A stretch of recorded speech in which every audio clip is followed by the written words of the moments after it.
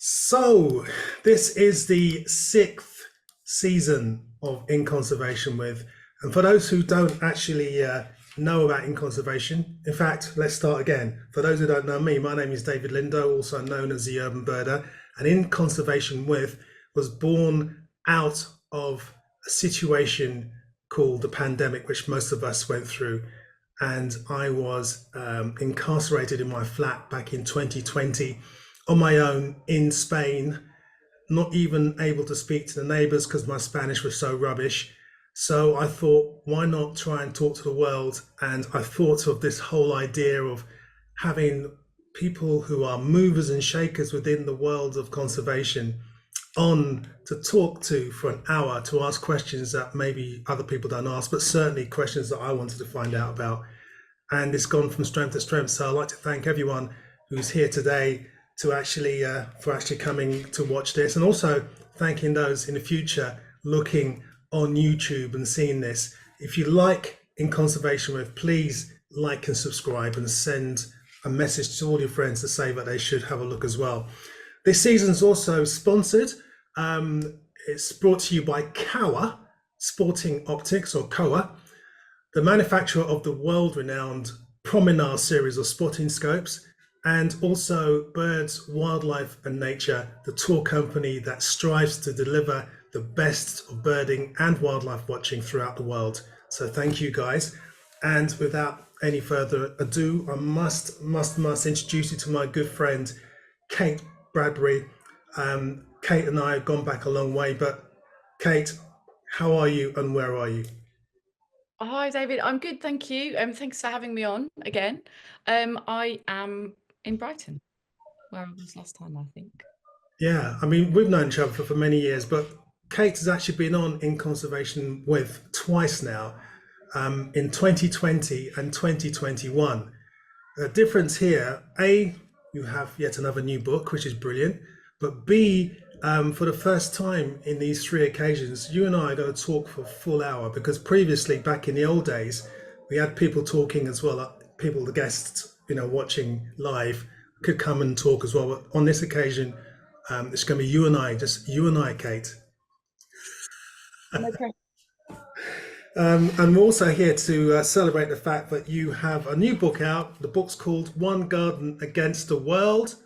It's a Yes. fantastic title, by the way. And I hear there's news surrounding this title, this book, which no Yeah, one else knows.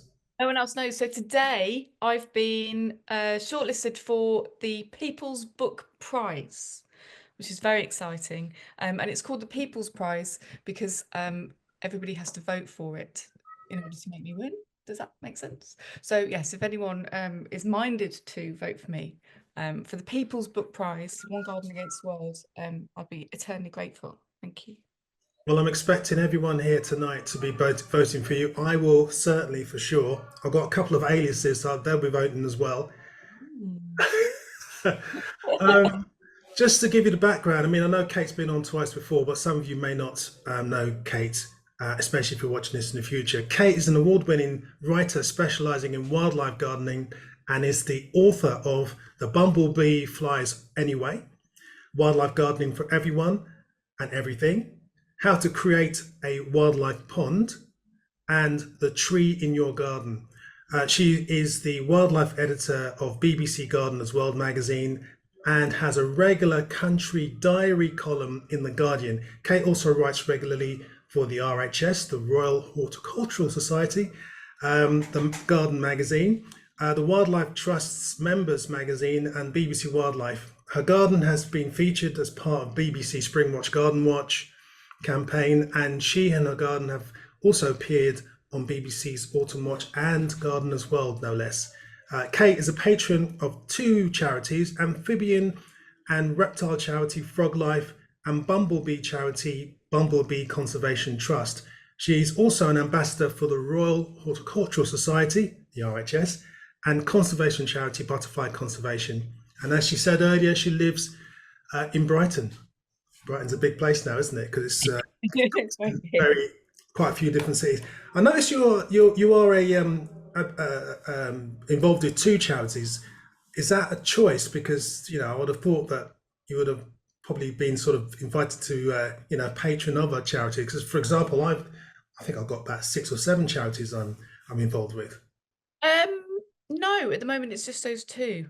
It's just those two, but they keep me quite busy. So, um, yeah, that's nice. I cut a ribbon on a new pond recently, which was so lovely for frog life. Well, that's Um, good. yeah, I do nice things. Because the thing is, I mean, what I love about you, and I said this before, I'll say it again, is the fact that you cut you in half and you are through and through conservationist. We're going to talk about this more later on today, but you are totally what you are is what you get in terms of your dedication to the actual, the world of conservation, and also the fact that you are, as you say in your book, one garden against the world. You are actually using your garden and as you and yourself actually as an example of what we can do.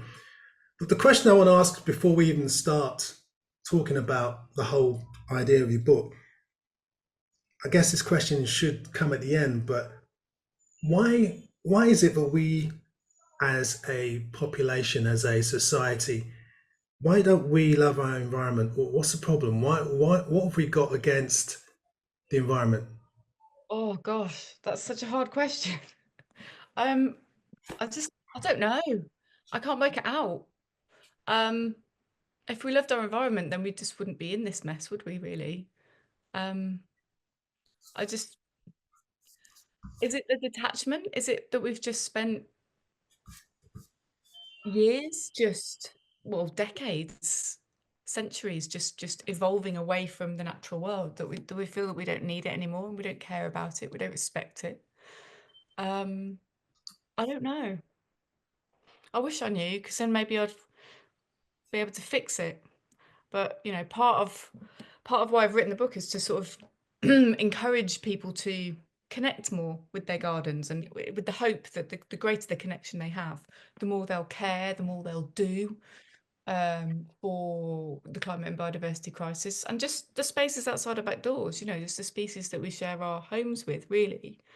Um, but yeah, trying to understand why people aren't in love with the environment, and then trying to encourage people to fall back in love with the environment is just it's, it's the $1 million question, isn't it? I mean, how do we do that?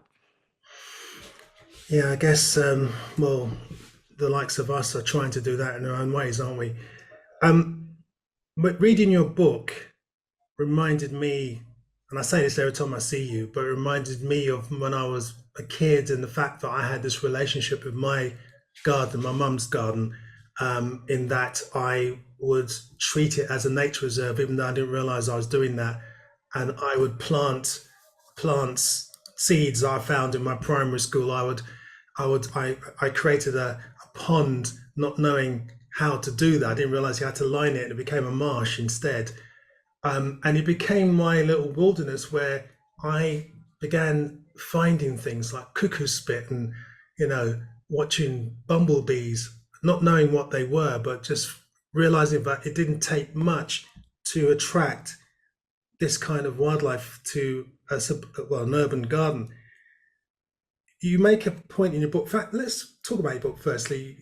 What, how would you describe your book to someone who hasn't heard of your book, the One Garden Against the World?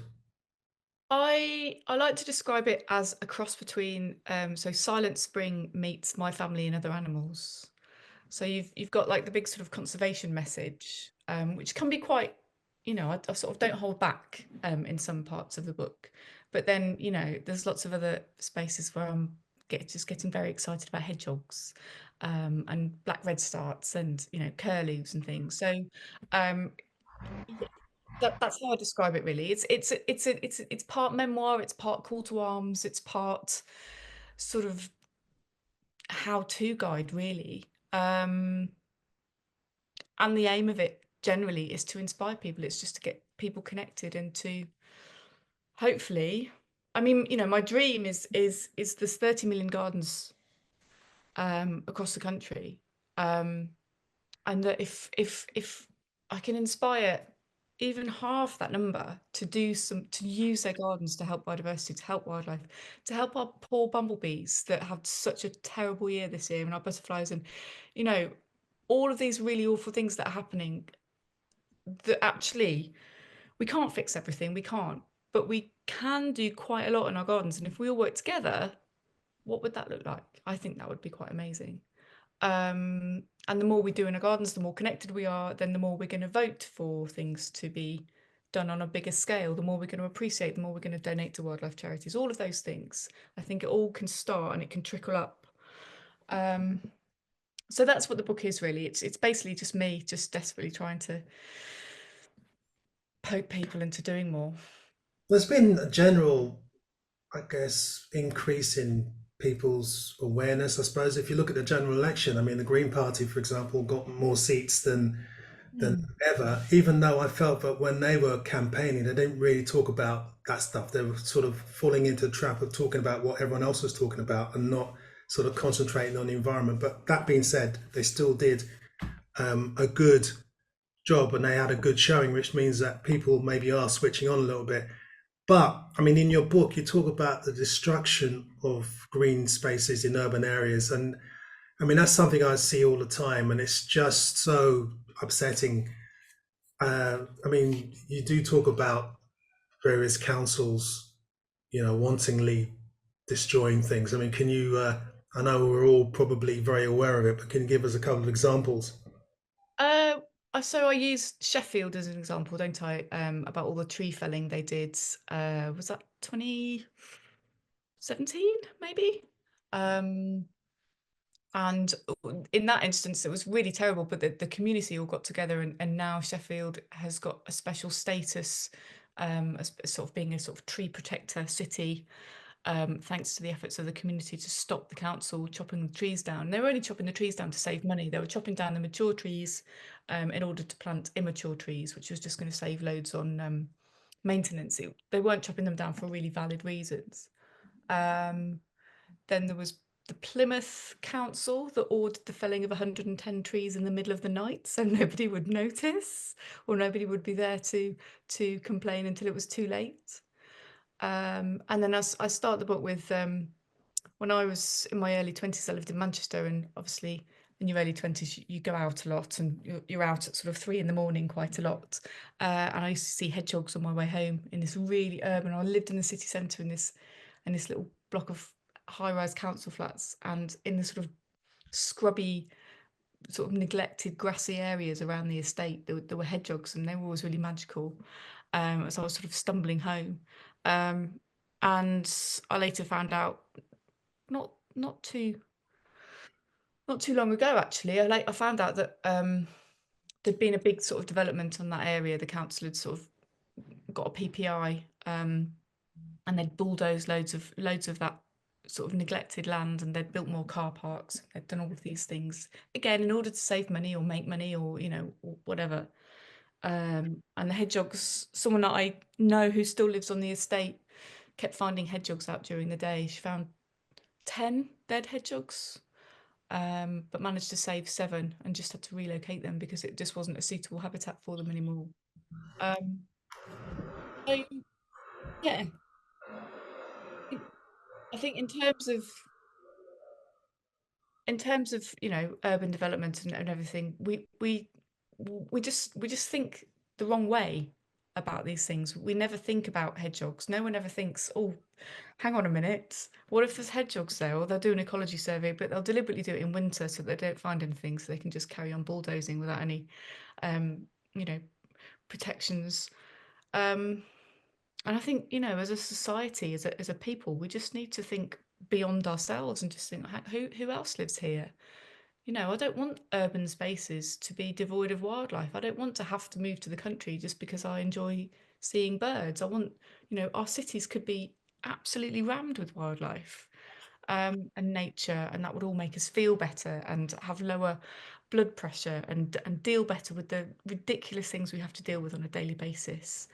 Um, and we don't. We just carry on bulldozing everything, and it makes me really sad, like heartbroken sad. Yeah, I think we have this predilection of thinking that wildlife has to be found in the middle of the countryside. So forget about it ever being in a city.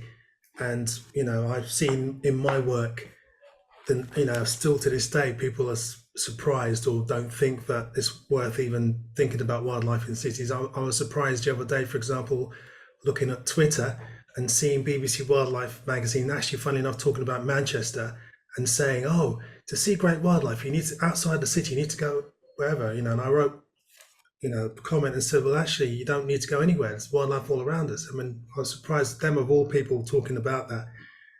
I've um, s- in Manchester city centre, I once watched a kingfisher fishing in the river. It's not the River Ardwick, is it? In the river that runs under Ardwick, can't remember its name, off a discarded television. So get kingfishers in the city centre if well, you look. exactly. And breeding peregrines as well, in the Arndale Centre. Yeah.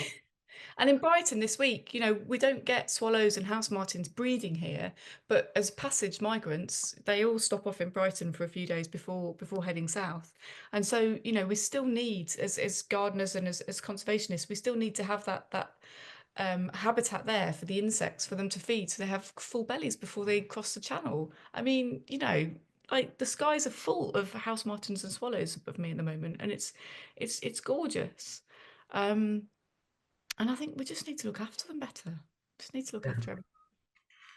I like the phrases you use in the book, microaggression and micro destruction, because that is what it is. I mean, when you think about gardens, it made me think, people that go out and have to mow their lawns within an inch of their lives during the middle of the time when a lot of insects are, you know, recreating. Mm. Um, that is something that I never really considered until very recently. The fact that we unwittingly sometimes do so much damage. I mean, I've had to stop people. Oh, I'm cutting that hedge down. What do you mean? It's July. Or June even. What do you mean you're cutting it down? Oh, it's in more ways getting it. No, you can't. Leave it until the autumn. Do you think those lessons need to be sort of shouted out more? Yeah, definitely, definitely. And where I live as well, the paving over of gardens, it's just sort of paving stone by paving stone. We're just locking the land away. We're locking the habitat away. We're disappearing the living things.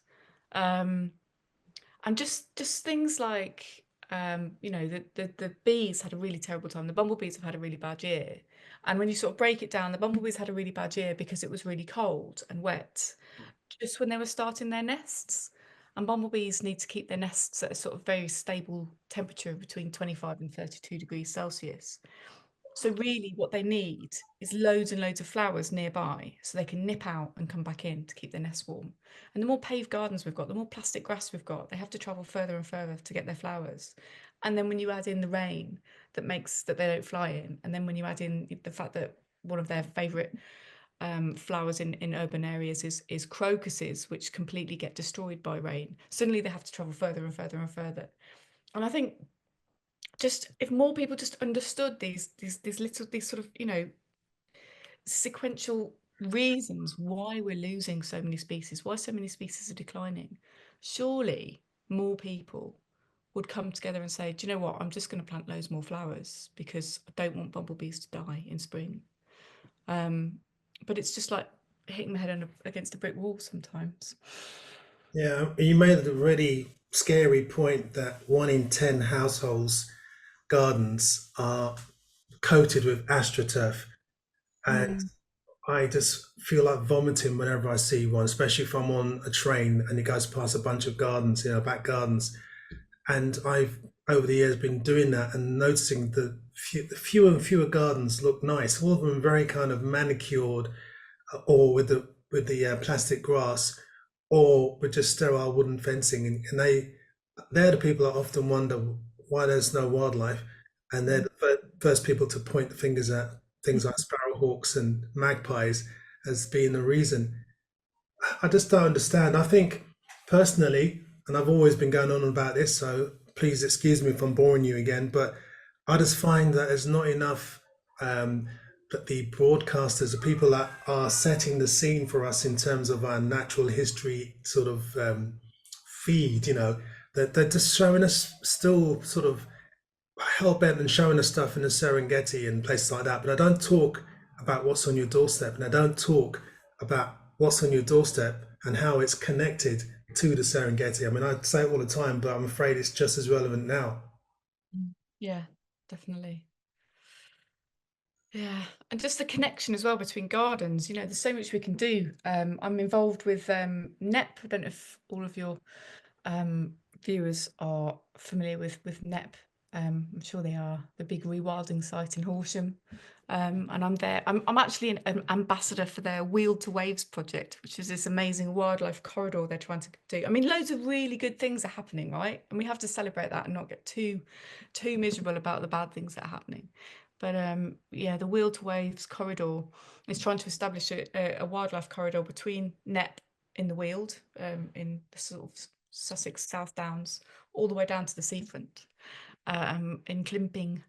And that's involving a sort of combination of landowners and councils and schools and hospitals and gardeners, to all just work together to manage their land differently, to open up their gardens and other spaces to the wider landscape and see what that looks like. And they're doing loads of really interesting things, like they're looking at the topography of the site, they're looking at what the land used to be and how we can sort of tap into that and restore an ancient landscape in the context of the new lives, the new human lives that have sort of been sort of placed over it, really.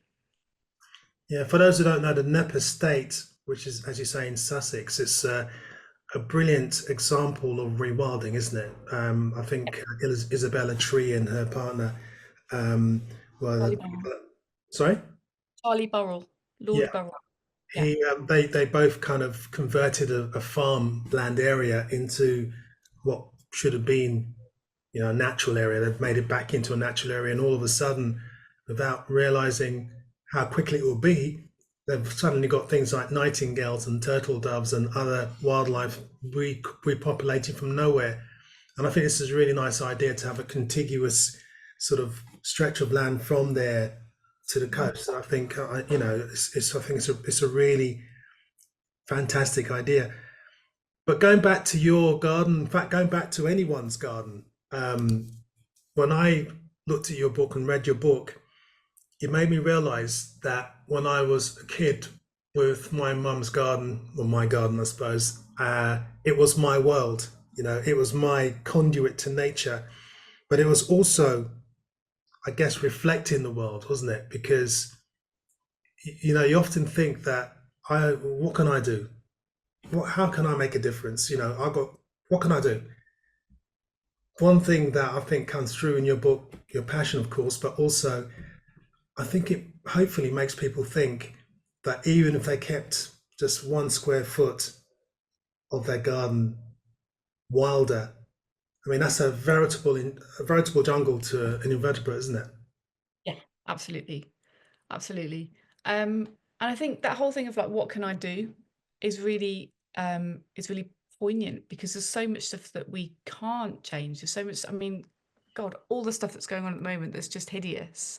And we feel powerless and we might feel depressed about it. Um, crying over the news. I think I got upset with the news today. And gardening, it's like the one thing, well, it's one of the few things that you can do where you've got real power as an individual, and you've got even more power if you work with your community. So you can plant a flower and a bee will visit. You can grow plants for birds. You can grow native plants and you'll get caterpillars coming in, and then you'll see the food chain. You'll see the birds coming in to feed their caterpillars to their chicks. There's loads of stuff that you can do. You can open up your garden and have hedgehogs running through, and if you talk to your neighbours, then you can have um, a whole series of gardens connected in which hedgehogs can travel through. So you can actively contribute to biodiversity just day, like just going out and doing stuff straight away. And I think that's really powerful. And also just makes us feel better. And I think that's really important as well when we're feeling quite miserable about the state of everything, going out and having that power and making a difference to small invertebrates, making a difference to birds, making a difference to, whatever, frogs, toads, newts. That's really powerful. It's interesting because we're talking about making a difference, and I think people need to be reminded or to be told even that they are very important in this whole thing. And you talk about the stuff you do in your garden and the fact that you are so passionate about little things. I mean, I've been reading your stuff on Twitter recently about you raising young herring gulls that nest nearby. But the other thing that really struck me is the fact that you are equally as passionate about, saving caterpillars. There was there a story about you? Not even the story is true, obviously, but you challenged some people you had to collect the butterflies, sorry, the caterpillars before they mowed the land or something. Is that right? Yeah, yeah, there's a park behind my house, which is sort of due to sort of various government cuts, doesn't get doesn't get maintained very often. And so you think, well, ostensibly that's a good thing. However, because they only come in sort of 2 or 3 times a year, they absolutely blitz everything because they don't know when they're going to be coming back. So they just get the strimmers and the hedge trimmers and just cut everything back. And it's just really quite horrendous once they've been. Um, and we never really know when they're going to come. So I have to sort of go and check the nettles regularly. And what I do now is whenever I see caterpillars on the nettles, and really sad to say didn't find any caterpillars on the nettles this year. It's been that bad a year for butterflies. But in previous years, um, when I found caterpillars on nettles, having had an argument with one of the council workers where I literally had to pick caterpillars off nettles while he was waiting with his trimmer. I just remove them now and I raise them in my bathroom. So invariably, sort of over the course of the year, there's I can't use my bath because it's full of caterpillars. But that's a really good thing. Well, it's a good thing that anyone can do, but it also, it gives me power. It makes me feel good. And it's one of these things that we do have nature in urban areas, but it's not necessarily managed in such a way that it can thrive. Um, and so I just give them a helping hand. I take the caterpillars off the nettles. I then go and cut lots of nettles for them on a daily basis.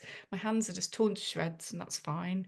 And then when they turn into adults, I release them. And they are free to go and be killed by fungal diseases or bad weather or any of the other things that butterflies are subject to, but potentially they could mate and lay eggs on nettles that aren't knocked down, and potentially that could help keep that mini population going. So yeah, I think we can all do more stuff like that.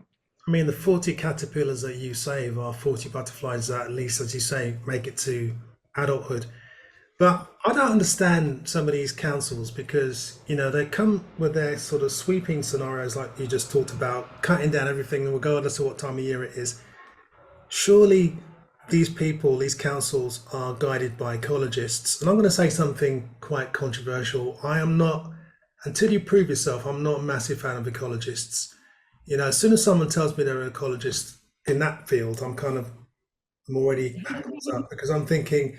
I remember once I once compared the Oscars of ecologists one year. I gave prizes to the ecologist of the year, and speaking to some of them, I was not impressed because I felt that they were in jobs where they kind of were given advice to large corporations, and it felt as if they were too afraid to say the truth, and they wanted just to tell the companies what they wanted to hear in order to keep their jobs. And when my local patch, Wormwood Scrubs in West London, was threatened and in fact partially decimated by the wonderful people at HS2, there was a meeting online which was called for eventually because they eventually agreed to it, but they did it all last minute after the damage had been done. And there was an ecologist in the on the panel there, and the ecologist started talking about, well, we went to the site and we recorded, we had a look around and we felt that it was okay to completely destroy that area of trees and bushes. And I was incensed because that area of tree and bushes that they chopped down was one of the best sites in London for breeding song thrushes and linnets. And I basically said, I'm really sorry, but you can't tell that on a 5-minute visit in February. You can't tell that. And I think that if you even done some research, if you just typed in the letters WOR, you'll suddenly come up with Wormwood Scrubs and you'll see all my records. So it's just frustrating because, as conservationists, sometimes you feel powerless. And also, when you start shouting, there's problems because now the greater public often see people like us and paint us in the same light as other people who may decide to throw paint on the Van Gogh or something. We're all sort of tarred with the same brush, and it makes it a lot more difficult, I think. Hmm. Yeah, I mean, I don't know. I support the paint throwers, to be honest. I think we've got to do what we've got to do to get the message out there as much as possible. Um, but yeah, I mean, talking to talking to councils about saving caterpillars is always difficult. Um, I sort of share your frustration with ecologists. I think there's good ecologists and bad ecologists, aren't there? There's the ecologists who will happily sort of let a building be put up while sort of gently pretending there are no bats around. Um, but then I know loads of ecologists who are amazing and do really great things and record and are part of the good things that are happening. Um, yeah, I mean the problem is just big corporations coming in and building over everything really, and this apparent need to build. We've got a thing going on in Brighton at the moment. Brighton's very where I live. We've got the South Downs above us, so we're on the coast, and obviously the coast is gradually shrinking. But because of the downs, we can't build on the downs. So for the city to expand, we've got very few areas to build new homes. And one of my favourite places to go is called a place called Benfield Valley, and it's really urban. It's actually starts at the back of Sainsbury's supermarket, and the apparently Jay Sainsbury he donated the land to the local community, but then I don't know what happened. I think the council sold it off or whatever at some point, and it was really quite sort of not very exciting land sort of 30 years ago when it was donated, and but now it's just scrub, and it's the only area of scrubland I can walk to from my house. And of course we've got song thrushes, we've got dormice. We've got dormice at the back of Sainsbury's. We've got hedgehogs, we've got badgers, um, loads of birds. Again, all of the sort of migrant birds use it as a stopping off place. The chiffchaffs and the white throats and the other things that come and go. And that's now at risk of development. And it's at risk of development because apparently we need to build houses for our growing population, which actually isn't growing. That's the first point. But the second point is 1 in 37 homes in Brighton is empty or is a second home or is an Airbnb. So if we sort of dealt with that, would we need to build houses? I think we really need to have these quite difficult conversations with power about what we do with this land, because you can build, build, build, and I think the new government is scaring me a little bit with this whole build, build, build sort of mantra that they're focusing on. But why don't we look at second homes? Why don't we look at empty homes and Airbnbs and see if we can not destroy homes for wildlife to create homes that might not even be lived in by people? Yeah, I actually am familiar with that area of land you talked about. I visited it once. I saw it on a map and decided to go there and have a look. And it looked really interesting. I didn't realise there was dormice there, but it looked interesting. But I mean, look, I know I touched on this paint throwing thing, and I know that you support that, and it's interesting because within conservationists generally, there's people that are totally behind that and people that aren't. I'm not going to get into that discussion, but what I will say is that I think that the general public sometimes, once you start sort of standing up for nature, you are kind of demonized in a way. And look at the previous government; they were very much tried to do that. Are you worried that when you go and complain to the local council about cutting, the grass and what have you, and you're talking about saving the caterpillars and other creatures, Do you think, are you worried that they may look at you and think, oh, she's just one of these mad women who, probably has five cats, and it's that kind of thing. Do you think that do you think that's going to sully your potential to get things done? Um, I don't know. It's tricky, isn't it? Because I don't really know what they think, and I don't really care what they think. And I think I've got to a point now where I'd rather put myself out there in order to save species than be worried about what people think of me. I've got a thing going on at the moment where, and this is a private thing. It's not a council thing.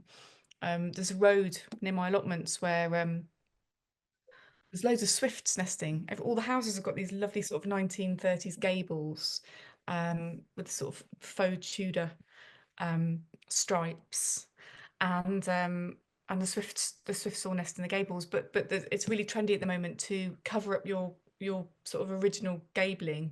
I think that's the word, with plastic cladding. And I just keep looking at these plastic claddings, thinking, you're blocking up a swift nest. I know you are. Um, and I go through. I mean, I'm quite a shy person actually, so I sort of go through this whole process of thinking, well, I don't really want to go and door knock. I've all put leaflets through all of their doors and everything. But then, what's worse, people thinking I'm a mad cat lady, or having to walk down that road in spring watching swifts try and get into blocked nests. And so that's what motivates me. Um, and so I sort of joined the local Facebook group and posted about this particular road and said, can everyone be mindful of the swifts? Um, and some people didn't reply. I didn't get many responses from people on that specific road, but in the roads around that road, I've now got loads of people who have offered to put up swift boxes. And I might even be doing a talk for that community. I'm also trying to get a swift tower put up on my allotment, which has to go through planning permission, just taking ages. But yeah, I'm doing little things, and people can think what they want really. If I don't have to watch swifts trying to kill themselves getting into a nest hole that's been blocked, that will be a huge win for me and for the swifts. So people can think what they like. Yeah, good for you. You mentioned social media. I know for a fact that you are not a lover of social media, but do you think it has, well, I guess it does. I was probably answering my own question here, but do you think it has a role to play in the work that you do, for example? Absolutely, absolutely. I mean, actually, I don't. It's not that I don't love it in terms of. I sometimes struggle with sort of, having to sort of put myself out there and, constantly having to say, hello, everyone, I've written a book. Will you please buy it? But it is a really lovely way with lots of other people who are doing really great things. I sort of, I've got friends in northern Canada. I've got friends in New Zealand, just from other wildlife gardeners who are doing really good things. Who've read my books and have connected, and we send each other lovely messages about all the wildlife in our gardens. It's really nice. So there's really lovely things about social media, and I do think it's necessary. I think we've all just got used to it now, haven't we? It's the way we sort of communicate with each other. I think there's a lot of stuff that's really unpleasant about um uh, some places, but generally speaking, it's quite a nice place to be. Or certainly some of the places are quite nice places to be. I just struggle with the whole me thing. And that's personally. I'm Because I guess in the world that we are in, you have to be, you have to have a little bit of that gene in you to promote yourself. It's important because otherwise, who's going to get to hear about your work? I mean, when I started doing what I was doing, I went through quite an emotional turmoil, thinking actually, on one level, I'm sort of setting myself up as this thing, and everyone's going to be looking at me and pointing fingers and thinking, "Why are you doing that? What do you know?" But then, on the other hand, the message for me was even far more important than worrying about what people thought about the messenger. So I think social media actually helps in a way to sort of not hide behind it, but you can actually foist it in front of you So people see that first before they see you, which I think Yeah. is quite an interesting thing. In terms of gardens, you know, this book, do you see it as being very British centric? Because when you think of gardens, you think of Britain, you think that gardens were invented like a Victorian thing. Um, do you think about the gardens? I know you mentioned, people have contacted you from Canada and New Zealand, but do you think about other places in the world? Do people love their gardens in the way that we do? I think some do. I mean, I've got quite limited sort of knowledge of this, really. I mean, I've met people in Argentina who are obsessed with their gardens. I met a gardener once who, even though the climate in Argentina was not really suitable for David Austin roses, she kept buying loads of David Austin roses and had this amazing rose garden in the middle of central Argentina. Um, so I think there are some. I know that culturally, gardening is a real sort of British thing. Um, but obviously, there's lots of, you know, colonial sort of countries out there, the Commonwealth and everything, there's lots of British influence in other parts of the world where gardens are viewed as important. Um, I mean, I have focused largely on the UK. I've focused on trying to get people to connect. I've, talked about hedgehogs. I've talked about things that you don't get in other countries, but there's nothing to say, that other countries can't get on board, that everything we do, if we've got little patches of land, if we use those patches of land to promote biodiversity, then the more we do, the better for everyone, really. It is quite frightening coming back to the UK, and I don't know how this reflects in the world, but it is quite frightening when you think about, for example, the butterfly conservation saying that there's hardly any butterflies around, and there's people saying there's lack of wasps. I mean, I can't remember the last wasp I saw actually. Mm. Which some people might say, "Hurrah! There's no wasps. Fantastic! I can have my picnic in peace." But there's a bigger There'll be no problem behind picnic. that. Sorry. There'll be no picnic. Um, yeah, it's weird.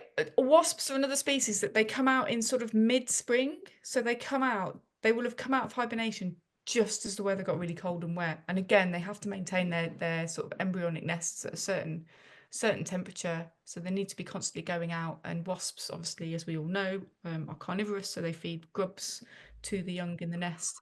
So any sort of disruption in the availability of grubs will have impacted the success of the nests. So yeah, it looked like again timing was quite bad for the wasps. I've seen so few. The only place I've seen a lot of hornets. The only place I've seen hornets was at Nep. So even Nep had a really really low insect numbers this year. But towards the end of the year, I run safaris at Nep, so I take people around and we look for invertebrates. And in the last safari, we went around the orchard looking at all the hornets eating the apples, which made me very happy. But yeah, lots of chat about what's the point in hornets and wasps, but I set them straight. It's all good. Yeah, I mean, you think of butterflies, but you never think about caterpillars. I Uh, know drives me nuts. and I'm thinking to myself, maybe the messaging should be more about the caterpillars than the butterflies themselves. Mm, I think so. I mean, yeah, God, I've been working for gardening magazines now for nearly 20 years and just, you know, trying to get that message across. I'd write my lovely little sort of wildlife section, my 2 pages on attracting butterflies, and then, the next 7 pages would be on which caterpillars to kill and which, aphids to wash off your plants and how to deal with thrips and, you know, um, I've sort of struggled with that sort of dichotomy really. Um, Within my own sort of magazine, not my magazine, but the magazine that I've sort of worked for lots of years. um and that's getting better. It is getting better. People are sort of more, I think gardeners are more switched on about biodiversity. um they're more sort of willing to leave some aphids on their broad beans. They're more willing to, leave some caterpillars because they understand the food chain, the birds and the wasps that need them. They're still not very on board with wasps or flies, in my experience, but I'm still sort of banging that drum and trying to get that message out there. Um, but yeah, yeah, we need, I always say to everyone, we wouldn't have butterflies without the caterpillars. So we need to be nice to the caterpillars. In the same way that we need to be nice to mice in order to get bumblebees to nest with us. If you understand the process, that's because bumblebees nest in old mouse holes, by the way. But if you understand the process, you're more likely to tolerate the things that you find a little bit unsavory. So mice, wasps, flies, Yeah, caterpillars, it's anything. interesting. It's interesting because I wrote an article recently about pests for the RSPB, and basically I was trying to sing the praises of things like mosquitoes and cockroaches. And it's interesting how ingrained it is in us to dislike those animals immediately. I mean, I struggle with cockroaches, I must admit. I can't bear the sight of them, but I understand that they are nature's natural hoovers. They eat and consume all the stuff that's been left behind. I must say, I didn't or couldn't find a good reason for bed bugs. But do you think that's one of the problems we have because of our society, and we are so disconnected to nature, disconnected from nature, that everything's like a bug. I mean, even the word bug, is not pleasant. And we have this thing about, oh, get that away from me. I mean, I've been watching a lot of silly YouTube things recently, newscasters bleeping, and for example, someone's trying to give a live broadcast, and a bee's flying around them, and they're just freaking out. That to me is so much of a sign of the fact we're so disconnected. Mm. Do you think that's do you think that's a major problem stopping us from actually Yeah. loving our environment? Yeah, I do. That and dirt. You see parents with their kids saying, "Oh, don't get dirty. Don't put your hands in the mud. Don't pick up that snail." It's like, well, what are they supposed to do? They're kids. Of course they're going to pick up a snail. And what's going to happen? Obviously, as long as they don't eat it. But yeah, I think, and it's again, we've just evolved ourselves so far away from the world that we actually live in, which is the natural world, that we're scared of bugs. We're scared of what we don't know. We're scared of what lives out there. There was a time when we all used to share our homes with all of the bugs, or frogs, cats and dogs sleeping in the roof. There was a time when we were much more a part of that world that lives outside. Um, but now, and we do have more comfortable homes. So I'm not going to knock the fact that we have lovely, comfortable homes and we have central heating and hot water and all of those lovely things. But we've lost a lot from that transition away from the outside. We're inside people now. Most people spend most of their lives indoors. And so when we are confronted with bugs and other wildlife, we sort of recoil, we pull back. We don't want to be dirty. We don't want to be touched. We Yeah, don't want song. Um, and yeah, it would be a dream to me if more people sort of actually reconnected with that and lost that kind of ick. yeah, And I think things like forest schools are doing really good work with that. I think there's loads of really good initiatives out there which are just getting kids to play in mud outside in amongst the trees and looking at bees and snails, picking up snails and stuff like that. But yeah, that should be sort of rolled out and made compulsory really for all children. do you think then, I mean, for example, your house, would you be happy with some of the creatures outside living in your house? Like, you might see an ant walk past you in the kitchen or something. I mean, do you feel, because I'm a conservationist, and but maybe it's because I'm quite urban in a way. I've been conditioned Mm. by my parents. I've been conditioned in my growing up to feel a bit weird if something is in the house that shouldn't be. Yeah. I feel See that? bad for feeling that. Yeah, I But feel bad too. I've had mice coming in. My house is very holy. I live in a Victorian house. So yes, we've had mice coming in a lot. Until recently, I had frogs living under my house, which I was actually quite pleased about. But apparently isn't very good. It's not very good for the foundations if you have water channels going into your house. So yeah, we had to block those up. Um, and yeah, I mean, do you know what? I know people who live in sort of more rural areas, and in summer they open a bedroom window and leave a shelf bare in the hope that a swallow will come in and make a nest in their spare room. And that to me is just gorgeous, and I would 100% do that. And obviously, I've had bird boxes retrofitted into the cavity walls of my house so that, you know, there are intentional holes where birds can nest, and that makes me really happy as well. But sharing my home, yes, with things. I mean, I've had mice running around in my bedroom at night, and it's just been horrendous because they're really noisy. So yeah, I think no is the answer. I like to keep things separate, but I'm also happy when I'm outside because I do spend a lot of time outside. To have butterflies knock into me and things like that. Um, Maybe not walking into cobwebs, but generally, I'm quite happy. Yeah, Um, I think Tosca wants to go out, doesn't he? Does. Do you want to go out? Oh, excuse me, sorry. Well, whilst you're doing that, I can quickly also say that I'm based in Spain and I've lived in places where I had geckos running around in the house, and I was actually happy to have them. It's cockroaches that I absolutely abhor. What's the word? Abhor. Abhor. What's the word? I think it's a ball, but it does have an H in it. Yeah, I can't stand the idea of, and I've only ever seen one in my house, so that was great. That was a few years ago. But then when I go abroad, I mean, I was in Dominican Republic. Oh no, not sorry, Taiwan. Sorry, Taiwan. I was in Sri Lanka even, um, and staying in some of the places out in the sticks, and having to share your space. I mean, I had a frog living with me for a few days. That was fine, even though he sat in the sofa with me sometimes. But then Mm. some of the bigger things, I kind of didn't feel comfortable with. Yeah. Um, I knew they had a right to be there, but it kind of made me think about all of this situation. Made me think maybe I'm a fraud.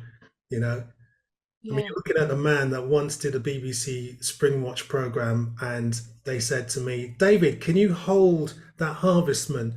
To which I responded without even thinking, "Can I get a hand double?" So I've been so conditioned. Where do you stand, so to speak, on slugs and snails in your garden? Oh, I mean, on an average year, I try to live and let live.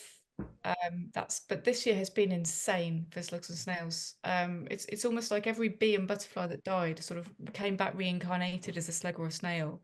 Um, so I've struggled with them this year. We've not been friends this year. And I've lost a lot of. I've got an allotment as well. I grow my own food. Well, not very well, not very much this year. So yeah, we've struggled to get on this year, and it's been relentless. Um, so that's where I am with slugs and snails, unfortunately. This year, but there'll be other years where they don't bother me as much. But and they're just really good at being slugs and snails, and I respect them. I respect them for who they are. But oh God, if I had to sow another bean plant, I sow so many. I think I've got quite a good harvest of beans, but I think I've probably only got as many as I put in the ground. I haven't really, I haven't increased my stock of beans. Oh, fair enough. Um, You win some, you lose some. you do, you do.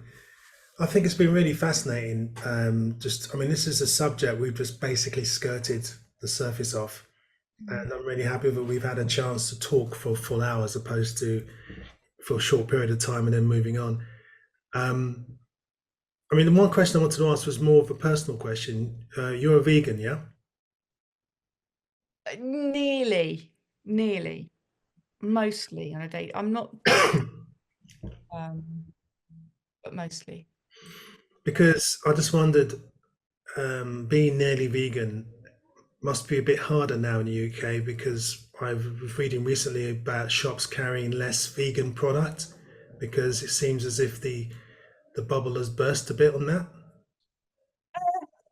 I don't know if it's the bubbles burst or if it's just been the cost of living crisis that everyone's been um, going through, and vegan food is more expensive. I mean, I'm really lucky in that I get a veg box, and I grow some of my own food with varying degrees of success. And I sort of cook a lot of stuff from scratch, so I don't really eat a lot of the sort of vegan like sausages and whatever. I just mainly eat tofu and beans, with in meals that I make myself. Um, so the sort of cost of those things that might be putting people off, doesn't really affect me. Um, and that's all kind of quite processed anyway. So I sort of try to keep those foods sort of limited. But yeah, I'll be interested to see, well, if the economy does get better, if people feel that they've got a bit more money in their pockets, will that sort of rise again? Um, or will people just go for the cheaper options? I don't know. I mean, I'd like to think that with more sort of climate awareness and stuff, people are going to be sort of eating more plant-based anyway, and it's just going to be a sort of gradual shift. Well, no, it can't be gradual. It needs to be quite a quick shift to being more plant-based and being more aware of where our food comes from and how it's produced. But obviously, all of this within the context of cost of living crisis, it's very difficult for people to make the better decisions. Okay. Um, well, listen, I mean, your book, I'm really hoping does very well for you. And if you can just quickly remind us of the cover, but also the award that you're up for. Oh, thank you. So yeah, the book's called One Garden Against the World, but it's actually about 30 million gardens for the planet. So it's a little thing there. So it's about me and my garden, but then at the end there's sort of a what you can do. And the award is called the People's Book Prize. Shall I post a link? Would that be useful? Yeah, for the people here and also hopefully in the future as well. But for the People's Book Prize, and when is the closing date for Oh, votes? closing date for votes is April. It was only launched today, Oh, so you've got loads of okay. time. But just in case you don't forget, if anybody is minded to vote, I would be absolutely delighted. And I mean, not just for me, but I think for all of the species that we share our homes with, all of the climate and biodiversity stuff that's going on, actually having that conversation potentially, in a sort of prize thing, I think that's a huge opportunity for us to get the message out there to do more for biodiversity. Um, so I'll just post that in the group chat.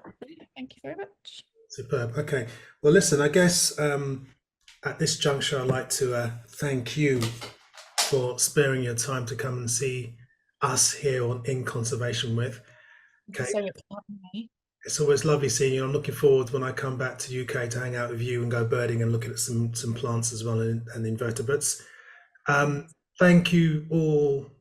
Thank you all the people here today watching, but also thank the people of the future watching this on YouTube. Please like and subscribe. Please tell everyone about this In Conservation with series, but also tell everyone about Kate's book and get people voting for the People's Book Prize. And also I'd like to thank our sponsors for this season, Kawa and Birds, Wildlife and Nature. So once again, thank you so much, Kate. Thank you, David. And until we meet again, and by the way, coming up, there's a few other people we're speaking to, or I'm speaking to. So check out the website, theunbirdofworld.com, and you'll see some interesting subjects coming up in the next few weeks and months. But until we meet again, don't forget to keep on looking up.